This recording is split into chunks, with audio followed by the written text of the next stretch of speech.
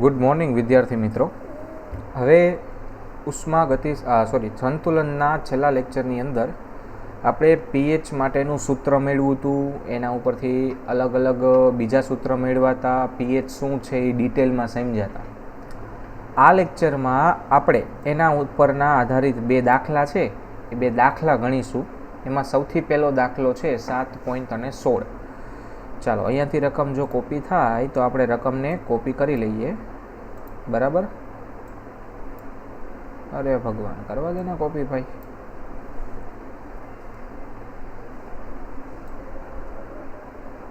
ચાલો જોઈ, હાલો થઈ જશે.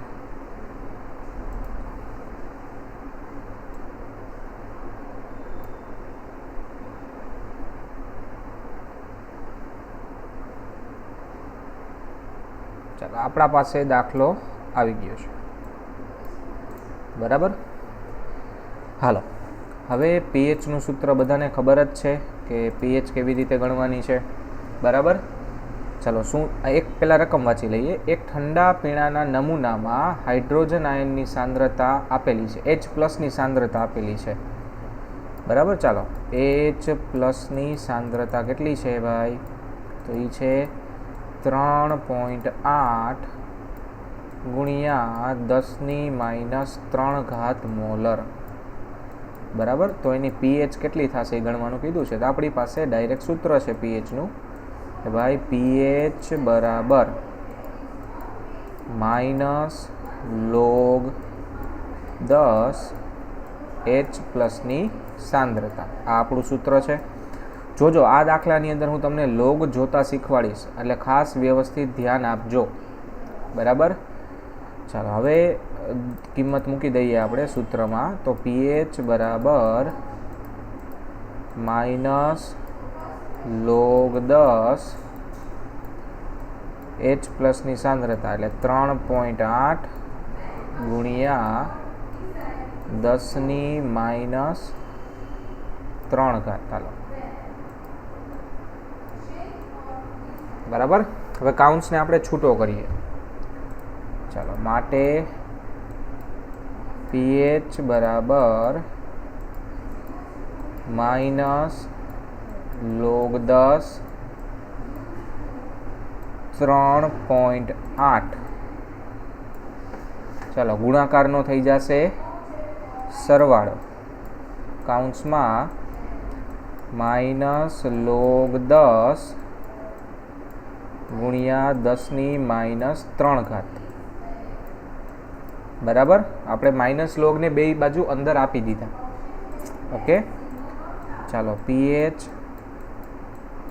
બરાબર, હવે તમારે -log10 3.8 કેવી રીતે જોવાનું? તો સૌથી પહેલાં તમારે લોગ ટેબલ ખોલવાનું. બરાબર?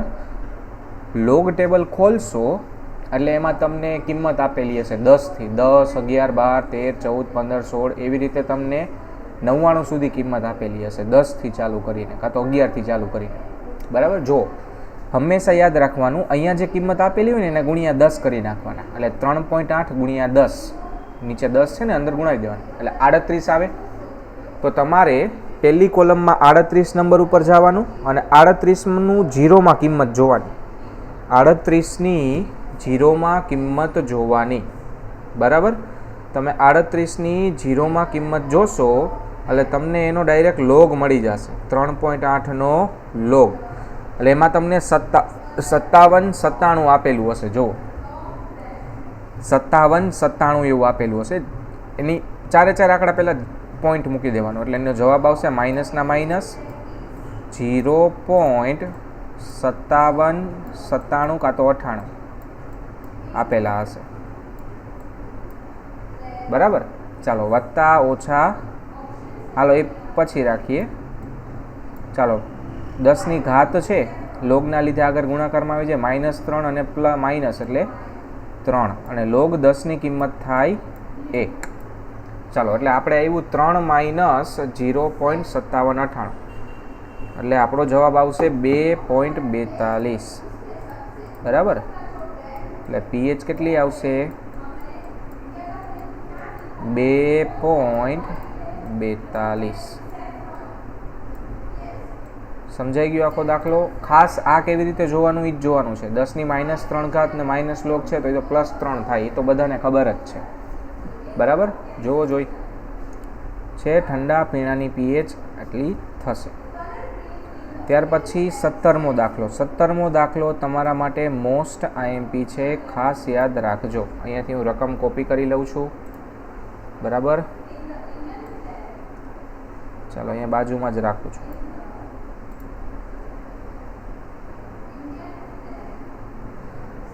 ચાલો, આ આપણો 17મો દાખલો છે. તમને HCl ની સાંદ્રતા આપેલી છે ને pH ગોતવાનું કીધું છે. જોજો, H+ ની સાંદ્રતા ને pH. હાલો જોઈ તો pH ના સૂત્રમાં સીધી કિંમત મૂકો તો pH બરાબર -log 10 કૌંસમાં H+. બરાબર, માટે pH બરાબર -log 10. H+ ની સાંદ્રતા છે 1 × 10⁻⁸. બરાબર, માટે pH બરાબર આવશે -8. log 1 ની કિંમત તો 0 થાય, એટલે 10⁻8 નું જ જોવાનું છે. ચાલો, તો માઇનસ ઘાત આગળ આવે, માઇનસ માઇનસ પ્લસ, એટલે pH આવશે 8. 10⁸ ની pH કેટલી આવે? 8, આપણને ખબર જ છે. બરાબર, તમે કયું લીધું છે, એસિડ કે બેઝ? આપણે એસિડ લીધું છે. તો એસિડની pH ક્યારેય 7 થી ઓછી ન હોય. એનો મતલબ છે આપણે ગણેલો દાખલો ખોટો છે, આપણે કંઈક ભૂલ કરી. કેમ? સૂત્રમાં કિંમત મૂકીને આપણે ગણતરી કરી તો જવાબ તો 8 જ આવે છે. તો ખોટું શું છે? ખોટું એ છે કે અહીંયા સાંદ્રતા જુઓ, 10⁻8 મોલર, જે પાણીમાં રહેલા H+ ની સાંદ્રતા કરતાં પણ ઓછી છે. એટલે આપણે પાણીની સાંદ્રતા, પાણીની અંદર રહેલા H+ ની સાંદ્રતાને સાથે રાખવી પડશે. આપણે જે બાજુનો દાખલો ગણ્યો હતો એમાં કેટલી હતી સાંદ્રતા? 10⁻3. એટલે પાણીની સાંદ્રતા 10⁻7 કરતાં એ 10,000 ગણી વધારે સાંદ્રતા છે. એટલે આપણે પાણીની સાંદ્રતા ત્યાં ઇગ્નોર કરી નાખી. પણ અહીંયા તો બંને વચ્ચે તફાવત બહુ ઓછો છે, 10 ગણો જ તફાવત છે ખાલી. તો આપણે પાણીની સાંદ્રતાને ઇગ્નોર કરી શકશું નહીં. એટલે આપણે પાણીની સાંદ્રતા અહીંયા સાથે લેવી પડશે. માટે H+ ની કુલ સાંદ્રતા, સૌથી પહેલા H+ ની કુલ સાંદ્રતા આપણે ગણવી પડશે. બરાબર, ચાલો, H+ ની કુલ સાંદ્રતા બરાબર H+ કેમાંથી? તો ભાઈ H+ પહેલા તો HCl માંથી, વત્તા H+ કેમાંથી? તો ભાઈ H+ H2O માંથી. સમજાણું? હાલો, બેનો સરવાળો કરો જોઈએ તો અહીંયા આવશે, હાલો હવે કાઉન્ટ્સ કરવાની જરૂર નથી, 10⁻8 વત્તા 10⁻7. હાલો જોઈ તો અહીંયા હું આવી રીતે લખી શકું કે નહીં? 10⁻8 ને 0.1 × 10⁻7. શું કર્યું મેં? એક ઘાતને આગળ લઈ લીધી. આને કાઉન્સમાં મૂકી દઉં છું. બરાબર, વત્તા અહીંયા હું આવી રીતે લખી શકું 1 × 10⁻7. સમજાણું? હવે 10⁻7 ને સામાન્ય કાઢી લ્યો એટલે વધશે શું? તો ભાઈ 0.1 વત્તા 1 કાઉન્સમાં 10⁻7.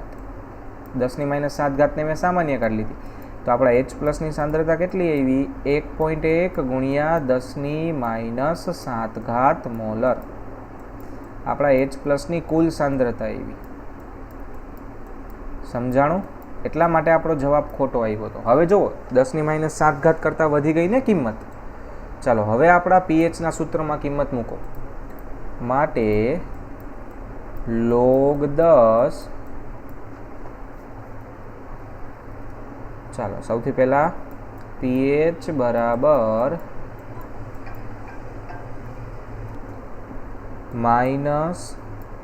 -log 10 H plus. બરાબર, હવે તો દાખલો તમને આવડતો જ હશે. ચાલો માટે પીએચ બરાબર કિંમત મૂકી દો H પ્લસની -log 10 1.1 ગુણ્યા 10⁻7. બરાબર. હવે આને જરાક છૂટું પાડો જોઈ, એટલે કે -logને અંદર ગુણાવો. ચાલો તો -log 10 1.1 પ્લસ ગુણાકારનો સરવાળો અને -logને અંદર ગુણાવો -log 10 10⁻7. બરાબર. ચાલો તો પીએચ બરાબર સૌથી પહેલાં 1.1 ને 10 ગુણે ગુણાવો એટલે તમારે log 11નું જોવાનું. બરાબર. ચાલો તો 11નું 0ની કોલમમાં જોવો જોઈએ log 11 એટલે એનો જવાબ આવશે માઇનસના માઇનસ, બધા આંકડા પહેલાં પોઈન્ટ એટલે 0.0414. બરાબર. ચાલો અહીંયા આવશે માઇનસ પ્લસ વત્તા 7. 10⁻7 છે એટલે એની કિંમત 7 આવે. ચાલો એટલે 7 માઇનસ 0.0414 જવાબ આવશે 6.95. એટલે પીએચ કેટલી આવી? 6.95 આવી ગઈ. 7થી ઓછી. હંમેશા યાદ રાખવાનું, ગમે ત્યારે એસિડ ઉમેરો તો એની પીએચ ક્યારેય 7થી વધુ થાય નહીં. જોવો જોઈએ ટેક્સ્ટ બુકમાં દાખલો. હાલો હવે અહીંયા KW આપેલું છે. બરાબર. એમાં OH- અને H પ્લસની સાંદ્રતા કેટલી થાય? એ થશે 10⁻7. ધારો કે x એટલે કે H2O કેટલી થશે તો xની કિંમત કેટલી થાય એ આપણને ખબર જ છે. બરાબર. ચાલો એટલે આપણે જે રીતે દાખલો ગણ્યો તો એ જ રીતે અહીંયા ગણેલો છે. અહીંયાથી POH ગણી લીધી અને POH ઉપરથી pH ગણી લીધી. બેયમાં આપણો જવાબ સરખો જ આવે. ક્લિયર આખો દાખલો બધાને? અહીંયા અલગ પદ્ધતિથી ગણેલો છે ને આપણે અલગ પદ્ધતિથી ગણેલો છે. થોડોક જ ફેર છે, કંઈ ઝાઝો ફેર છે નહીં. બરાબર. ચાલો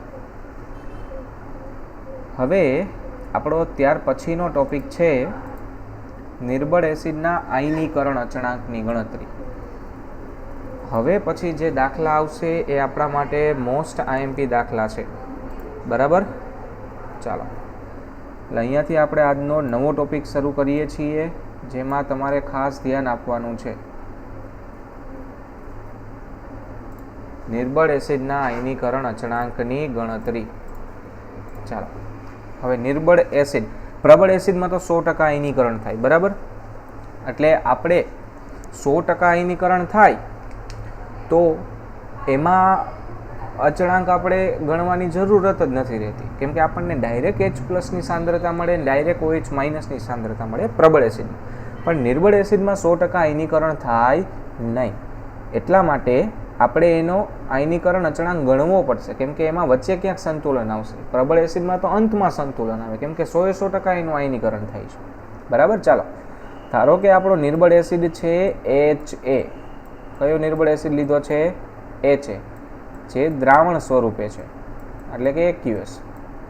બરાબર. એને તમે પાણીમાં ઉમેરો છો એટલે એનું આયનીકરણ થશે. પાણી તો પ્રવાહી સ્વરૂપે હોય, આયનીકરણ થશે એનું, પણ એ સંતુલને આવી જશે. ચાલો એસિડ H પ્લસનું દાન કરે એટલે એમાંથી બનશે H3O પ્લસ. બરાબર. જે एक्यूएस हशे अने बनशे ए माइनस ए पण एक्यूएस हशे बराबर। तो आना उपरथी तमारुं के नुं सूत्र बनावो जोईए अहींया साइडमां लखुं छुं ओके। तो के एसिड माटे छे એટલે के ए तो के ए बराबर निपजनी सांद्रतानो गुणाकार એટલે કે H3O प्लस बराबर गुणिया ए माइनस एना छेदमां प्रक्रियक H2O तो प्रवाही है H2O नहीं लखवामां आवे खाली कोण आवशे H ए। तो आपणो थई गयो केनुं सूत्र थई गयुं आ आपणा निर्बळ एसिडना आयनीकरण अचळांकनुं सूत्र थयुं H3O प्लस गुणिया ए प्लस छेदमां HA पूरो एसिड बराबर। चालो हवे आपणे गणवा माटे ओरिजिनल सूत्र बनावीए आ तो आपणे संज्ञात्मक सूत्र खाली बनाव्युं बराबर। चालो हवे આપણે શરૂઆતની સાંદ્રતા લઈએ બરાબર એટલે કે ઇનિશિયલ શરૂઆતની સાંદ્રતા એટલે કે ઇનિશિયલ ધારો કે આપણી શરૂઆતની એસિડની સાંદ્રતા છે C મોલર કેટલી સાંદ્રતા છે C મોલર પાણીની તો પ્રવાહી છે એટલે ગણવાની ના હોય અને શરૂઆતમાં બંને કેવા હશે 0 હશે બરાબર। ચાલો હવે સંતુલને એટલે કે ઇક્વિલિબ્રિયમ હવે ખાસ ધ્યાન આપજો હું શું કરું છું એ આપણે x જેટલું પ્રમાણ એસિડનું ઘટે છે કેટલું પ્રમાણ ઘટશે x જેટલું પ્રમાણ એસિડનું ઘટશે અને અહીંયા x જેટલું પ્રમાણ વધશે આટલું પહેલાં સમજાઈ ગયું બધાને આ તો આપણે બધા દાખલામાં કરતા જ હતા એટલે એ તો તમને ખબર જ હશે। હવે આપણે x ની કિંમત ગોતવાની છે શું ગોતવાનું છે x ની કિંમત એટલે હું અહીંયા સાઈડમાં એની ગણતરી કરું છું બરાબર। ધારો કે તમારી સાંદ્રતા 1 મોલર છે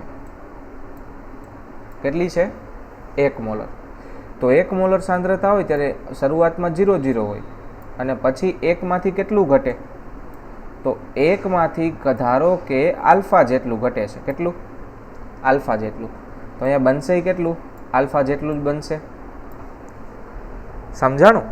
તમારી પાસે શરૂઆતમાં એક સાંદ્રતા હતી અને શરૂઆતમાં નિપજ 0 0 હશે હવે એમાંથી આલ્ફા જેટલું માં x ઘટતું તો x ની જગ્યાએ મેં આલ્ફા કરી નાખ્યું તો અહીંયા આલ્ફા છે એ 1 ની સાપેક્ષે છે ને અને આલ્ફાને વિયોજન અચળાંક કહેવાય શું કહેવાય વિયોજન અચળાંક। હવે તમારી પાસે એક સાંદ્રતા નથી તમારી પાસે તો C સાંદ્રતા છે આને C વડે ગુણાવો તો ગુણ્યા C બરાબર 0 ગુણ્યા C તો 0 અને 0 ગુણ્યા C એટલે 0 આના ગુણ્યા C કરો બરાબર એવી રીતે અહીંયા ગુણ્યા C કરો એટલે આપણે અહીંયા આને સાદુરૂપ આપો તો શું આવે C માઇનસ C આલ્ફા આવશે ને અને અહીંયા આવશે C આલ્ફા ગુણ્યા અને અહીંયા બીજીની પદનું C આલ્ફા એટલે આપણા x બરાબર શું આવ્યું C આલ્ફા સમજાણું એટલે હું અહીંયા x બરાબર C આલ્ફા લખીશ એટલે C માઇનસ C આલ્ફા અને અહીંયા બનશે કેટલું C આલ્ફા અને અહીંયા કેટલું બનશે C આલ્ફા જેટલું આલ્ફા વિયોજન અચળાંક છે ને C સાંદ્રતા છે ખાસ યાદ રાખજો C શરૂઆતની સાંદ્રતા અને આલ્ફા વિયોજન અચળાંક અથવા તો આયનીકરણ અંશ વિયોજન અચળાંક નહીં વિયોજન અંશ અથવા તો આયનીકરણ અંશ કેટલા અંશે એનું આયનીકરણ થાય છે એ છે બરાબર। ચાલો હવે આ જે કિંમતો છે એ કિંમતને કેસીના સૂત્રમાં કે ના સૂત્રમાં મૂકો જોઈએ તો આપણો કે શું હતો તો કે એ બરાબર આપણી પાસે સૂત્ર છે જ અહીંયા આ સૂત્રને હું અહીંયાથી કોપી કરી લઉં બરાબર। ચાલો અને એને અહીંયા મૂકી દઉં ઓકે હાલો આપણી પાસે સૂત્ર આવી ગયું હવે સૂત્રમાં આપણી કિંમતો મૂકો જોઈએ હાલો H3O પ્લસની કિંમત છે C આલ્ફા માટે કે એ બરાબર C આલ્ફા ગુણ્યા C આલ્ફા બરાબર અને આ શું હતું? તો આ તો આવું હતું ને, સી કાઉન્સમાં 1 માઇનસ આલ્ફા. આપણે હમણાં જ એમાંથી છૂટું પાડીને બનાવ્યું હતું, બરાબર. એટલે છેદમાં હું શું લખીશ? સી કાઉન્સમાં 1 માઇનસ આલ્ફા. હાલો, એકવાર સી કેન્સલ થઈ જશે એટલે બાકી કોણ બચશે? ચાલો, કે નું સૂત્ર આપણી પાસે શું આવ્યું? સી આલ્ફાનો, સીનો વર્ગ નથી, ખાલી આલ્ફાનો વર્ગ છે, છેદમાં 1 માઇનસ આલ્ફા, જ્યાં સી શરૂઆતની સાંદ્રતા છે અને આલ્ફા આયનીકરણ અંશ છે, બરાબર. હવે તમને ખબર હોય તો આપણે એમ કીધું હતું કે 10⁻³ કરતાં કેની કિંમત ઓછી હશે તો શરૂઆતમાં જ હશે, એટલે આલ્ફા ઘણો નાનો હશે, એટલે આપણે આલ્ફાને ઇગ્નોર કરીએ. આલ્ફાની કિંમત ખૂબ નાની હોય એટલે આલ્ફા ઇગ્નોર કરી નાખો. તો આના ઉપરથી આપણું કેનું સૂત્ર શું આવે? તો કે એ બરાબર સી આલ્ફા સ્ક્વેર. આટલું જ આવે ખાલી સૂત્ર. તમારે આલ્ફાનું સૂત્ર જોતું હોય તો આના ઉપરથી તો આલ્ફા બરાબર વર્ગમૂળમાં કેના છેદમાં સી. આ બધા એના ઉપરથી જ બનાવેલા સૂત્ર છે. આલ્ફા બરાબર કેના છેદમાં સી વર્ગમૂળમાં હો બધું. હવે તમારે સી આલ્ફાનું સૂત્ર જોતું હોય તો સી આલ્ફા એટલે કે H પ્લસની સાંદ્રતા થાય ને. ચાલો, સી આલ્ફા બરાબર H પ્લસની સાંદ્રતા થાય, બરાબર. કેટલી થશે? ચાલો, અહીંયાથી આલ્ફાને છેદમાં જવા દો એટલે આવશે કે એના છેદમાં આલ્ફા. સમજાણું? તમારે સી આલ્ફા જોઈ છે, તમે શું બનાવ્યું? કે એના છેદમાં આલ્ફા, બરાબર. હવે તમારે અહીંયાથી આવું સૂત્ર જોઈ છે તો અહીંયા તમે એને સી વડે ગુણાવી નાખો જોઈએ. આ સમીકરણને સી વડે ગુણાવવો જોઈએ ઉપરવાળા, તોય તમને H પ્લસનું સૂત્ર મળે. એટલે બીજું સૂત્ર શું થશે? સી વડે ગુણાવો અહીંયા ને અહીંયા, એટલે અંદર વર્ગમૂળમાં અંદર જાય છે તો સીનો વર્ગ થાય. તો બીજું સૂત્ર શું આવે? વર્ગમૂળમાં કે ગુણ્યા સી. આ પણ H પ્લસનું સૂત્ર થાય. તો તમારી પાસે H પ્લસના બે સૂત્ર આવ્યા. જો તમારી પાસે કે અને આલ્ફા હોય તો તમે આવી રીતે H પ્લસ ગણી શકશો, અને તમારી પાસે કે અને સી હોય તો તમે આવી રીતે સૂત્રમાંથી ગણી શકો. ટૂંકમાં તમારી પાસે ટોટલ 3 કિંમત હોવી જોઈએ બધી ગણતરી કરવા માટે. એક તો કે ની કિંમત, આલ્ફાની કિંમત અને સીની કિંમત. સી એટલે શરૂઆતની સાંદ્રતા, આલ્ફા આયનીકરણ અંશ, કે એ એસિડ અચળાંક. ક્લિયર આખી વસ્તુ? ચાલો, સમજાઈ ગયું? હવે કે ની કિંમત જેમ વધુ એમ અંશ મોટો હશે, એટલે કે આયનીકરણ અંશ મોટો હશે, બરાબર. કે ની કિંમત જેમ વધુ એમ એસિડ વધારે પ્રબળ હશે. આ ખાસ યાદ રાખજો. કે ની કિંમત જેટલી મોટી હશે એસિડ એટલો જ વધારે પ્રબળ હશે. જોવો જોઈએ. ચાલો, પહેલાં એમણે જે સૂત્ર તારવેલું છે એ લઈએ, બરાબર, સમજીએ આખું. તો નિર્બળ એસિડ HX ને ધ્યાનમાં લઈએ જેના જલીય દ્રાવણમાં આંશિક આયનીકરણ એનું થશે. એટલે આપણે આ સમીકરણ લખ્યું હતું, એમણે લખેલું છે એ જ, બરાબર. ચાલો, એની પ્રારંભિક સાંદ્રતા સી છે ત્યારે આ બંનેની પ્રારંભિક સાંદ્રતા 0 હશે. હવે અહીંયાથી ઘટશે કેટલી? સી આલ્ફા જેટલી ઓછી થશે, જ્યારે અહીંયા સી આલ્ફા જેટલી બનશે. એ મેં તમને થોડુંક ડિટેલમાં સમજાવ્યું. એટલે અહીંયા સી માઇનસ સી આલ્ફા થશે અને અહીંયા બનશે સી આલ્ફા ને સી આલ્ફા, એટલે 0 વત્તા સી આલ્ફા, 0 વત્તા સી આલ્ફા. અહીંયા સી માઇનસ સી આલ્ફા, 0 તો લખવાના ના હોય, એટલે આપણું ફાઇનલ સ્ટેપ આવી ગયું, બરાબર. ચાલો, હવે સી શું છે? તો અવિયોજિત એસિડની પ્રારંભિક સાંદ્રતા, HX ની પ્રારંભિક સાંદ્રતા છે, અને આલ્ફા છે એ આયનીકરણ થવાની માત્રા, એટલે તમે એને આયનીકરણ અંશ કહી શકો. હવે તમે એને કે ના સૂત્રમાં મૂકો તો સી સ્ક્વેર આલ્ફા સ્ક્વેરના છેદમાં સી કાઉન્સમાં 1 માઇનસ આલ્ફા, એકવાર સી કેન્સલ એટલે સી આલ્ફા સ્ક્વેરના છેદમાં 1 માઇનસ આલ્ફા તમારું સૂત્ર આવ્યું. મેઇન સૂત્ર સંજ્ઞાત્મક શું થાય? H પ્લસની સાંદ્રતા હોય X માઇનસની સાંદ્રતા છેદમાં એસિડની સાંદ્રતા HX. કે ને એસિડનો આયનીકરણ અચળાંક અથવા તો વિયોજન અચળાંક કહે છે. મેં તમને બીજું કીધું હતું, આપેલ તાપમાને કેની એસિડની પ્રબળતાનું માપ છે. ટૂંકમાં કેનું મૂલ્ય જેટલું વધારે એસિડ એટલો વધારે પ્રબળ. બીજું, કેની કોઈ રાશિ નથી, એનો કોઈ એકમ જ નથી.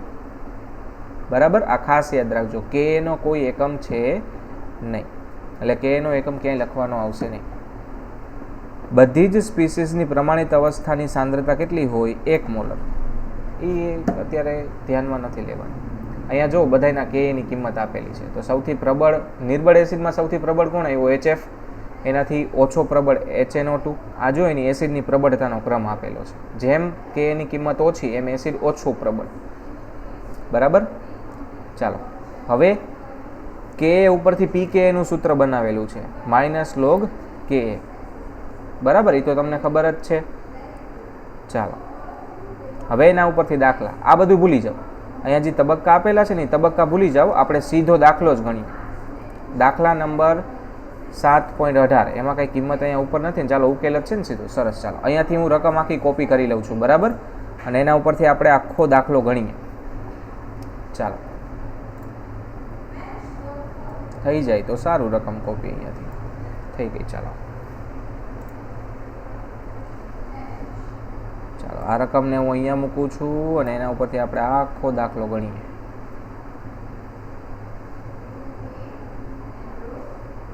બરાબર, આ આપણી રકમ છે. પહેલાં રકમ ઉપરથી આપેલી કિંમતો જોઈ લઈએ. ચાલો સૌથી પહેલાં HF નો આયનીકરણ અચળાંક.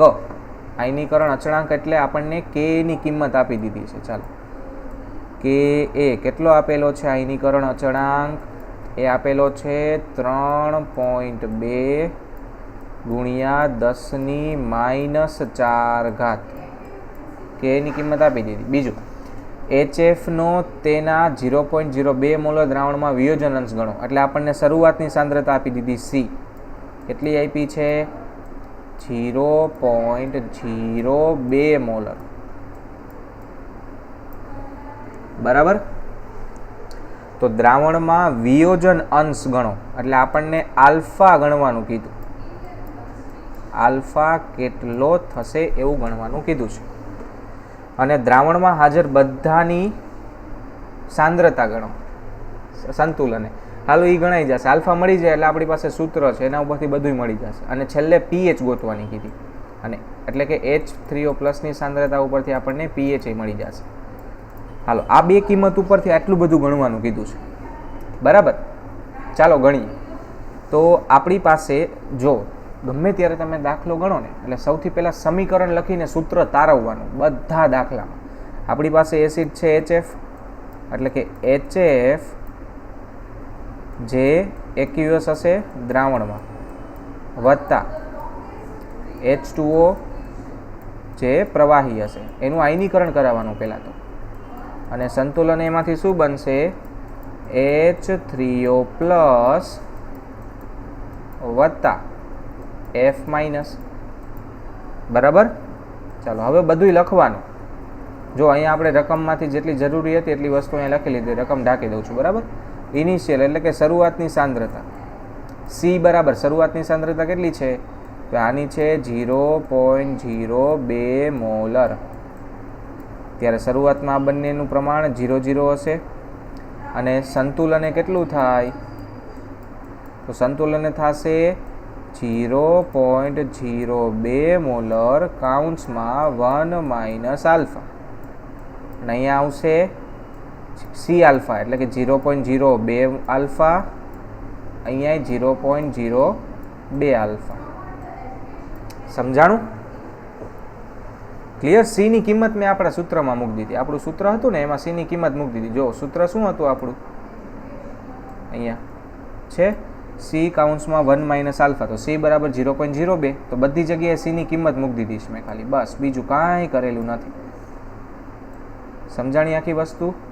આ સંતુલન કિંમત આવી ગઈ. આ લખવું પડે એટલા માટે. હવે આપણે ડાયરેક્ટ આ ના લખો તો ચાલે, તમને ડાયરેક્ટ જવાબ મળી જાય.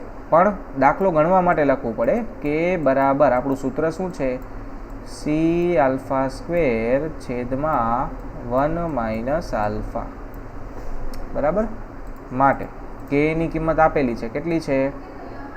3.2 ગુણ્યા 10⁻⁴. હાલો 3.2 ગુણ્યા 10⁻⁴ બરાબર C 0.02 આલ્ફા સ્ક્વેર.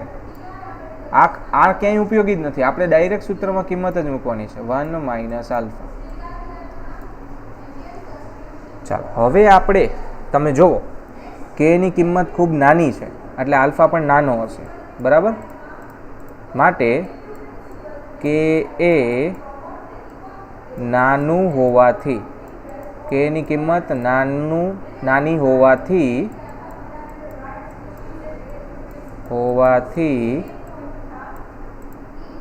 આલ્ફા લગભગ કેટલો હશે?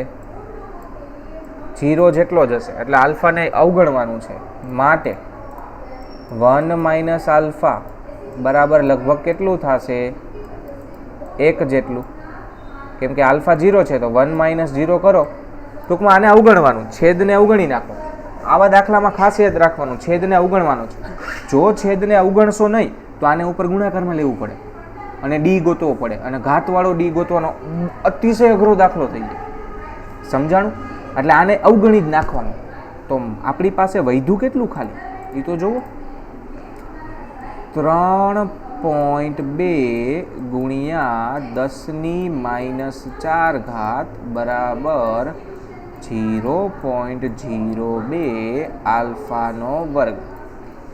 હવે આ 0.02 બરાબરની આ બાજુ આવી જાય એટલે આપણું સૂત્ર શું બનશે?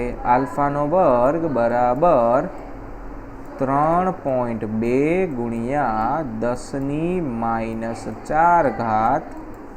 ના છેદમાં 0.02.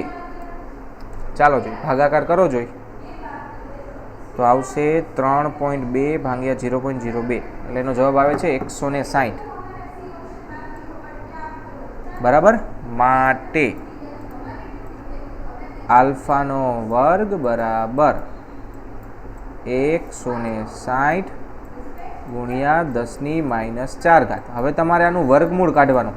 જ્યારે પણ વર્ગમૂળ ઘાટો ત્યારે ઘાત બેકી સંખ્યામાં હોવી જોઈએ. ખાસ યાદ રાખજો, ઘાત બેકી સંખ્યામાં હોવી જોઈએ. ચાલો 160નું વર્ગમૂળ કાઢો જોઈ. ચાલો 160નું વર્ગમૂળ 12.65 એટલે આલ્ફા બરાબર 12.65 ગુણ્યા 10⁻². વર્ગમૂળ કાઢ્યું એટલે ઘાત એ અડધી થઈ જાય. સમજાણું? ચાલો હવે ઘાતને બદલાવો એટલે કે આને અંદર મૂકી દો એટલે આલ્ફા બરાબર કેટલું આવશે? 0.126.5 -2 આપી દો તો 2 પોઈન્ટ ખસી જાય. આ તમને આલ્ફાની કિંમત મળી ગઈ. જોવો જોઈએ કેટલી બધી નાની છે. સમજાણું? ક્લિયર? ચાલો હવે આલ્ફા મળી ગયું તો તમે એના ઉપરથી H પ્લસની સાંદ્રતા ગણી શકશો, અને H પ્લસની જેટલી સાંદ્રતા થશે એટલી જ કોની સાંદ્રતા થશે? F માઇનસની. બરાબર. કેટલી થાય? C alpha. ચાલો Cની કિંમત છે 0.02 તો 0.02 ગુણ્યા 0.1265. ચાલો આનો ગુણાકાર કરો જોઈ તો 0.02 ગુણ્યા 0.1265 એટલે એનો જવાબ આવે છે 0.00253. અને ઘાતમાં બદલાવી નાખો. હાલો જોઈ એટલે 3 ઘાત પાછળ જાય એટલે 2.53 ગુણ્યા 10⁻³ આવી મોલર. આ તમને કેની સાંદ્રતા મળી ગઈ? F માઇનસ અને H પ્લસની સાંદ્રતા તમને મળી ગઈ અહીંયાથી. બરાબર. બીજું શું ગોતવાનું કીધું હતું તમને? એસિડની સાંદ્રતા, HFની સાંદ્રતા ગોતવાની કીધી હતી. ચાલો તો HF બરાબર C (1 - આલ્ફા. સમજાણું? બરાબર 0.02 કાઉન્સમાં 1 માઇનસ 0.1265. ચાલો તો 1 માઇનસ 0.1265 એટલે આવશે 0.8735 એટલે 0.02 ગુણ્યા 0.8735. ચાલો આનો ગુણાકાર કરો 0.02 સાથે એટલે એનો જવાબ આવે છે 0.0747 મોલર. બરાબર, ઘાતમાં બદલાવી નાખો તો બે આંકડા પછી જ ઘાત આવી જશે એટલે 1.747 ગુણ્યા 10⁻² મોલર. અહીંયા 10⁻³ છે. ચાલો હવે એક વસ્તુ ગોતવાની બાકી રહી, પીએચ. બરાબર, તો પીએચ બરાબર આપણી પાસે સૂત્ર છે -log10 H+. બરાબર, ચાલો માટે પીએચ બરાબર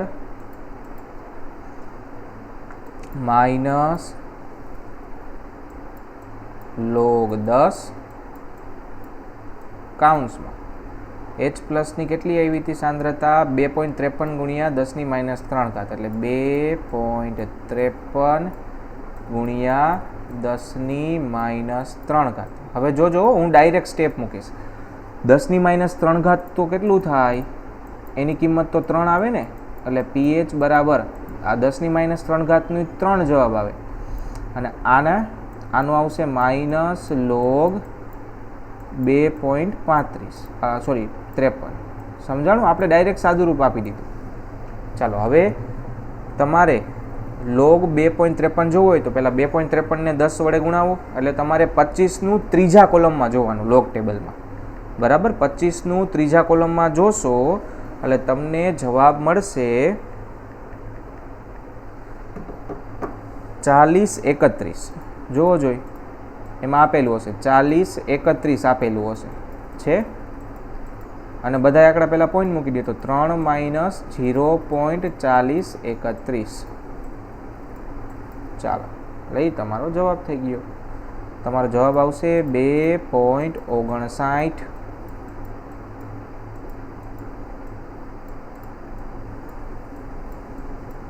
એટલે તમને પીએચ મળી ગઈ.